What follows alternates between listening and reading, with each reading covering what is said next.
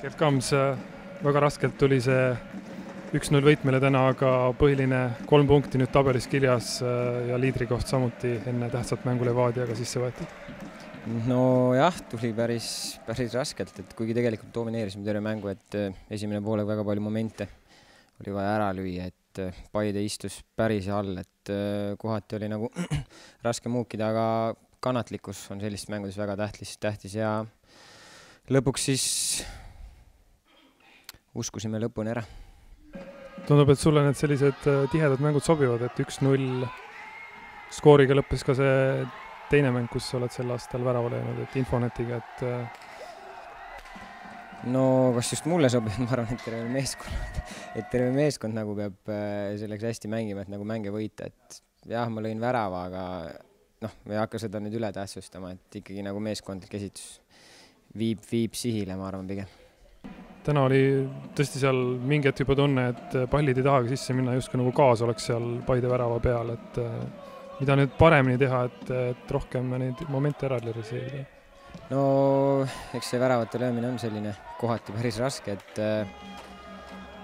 nendes momentides tuleb säilitada külma pead ja mitte väga palju mõelda, et tuleb lihtsalt sisse panna. Muidugi see ei ole kerge, aga tuleb uskuda ja ära lüüa need momendid, siis on nagu mängida endal ka lihtsam. Ei saa ikkagi küsimata jätta sina kui Järvamaa mees, et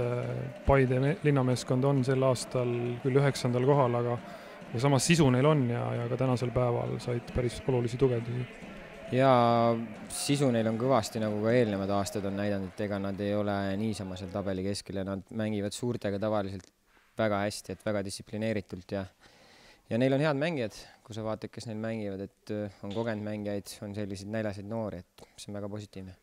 Täna said ka nagu sellise natukene vabama rolli, et said rohkem jällegi rünnakule minna nagu selles eelmises mängus Viljandiga, et kas on natukene võib-olla tunda, et hakkame skeemi muutma?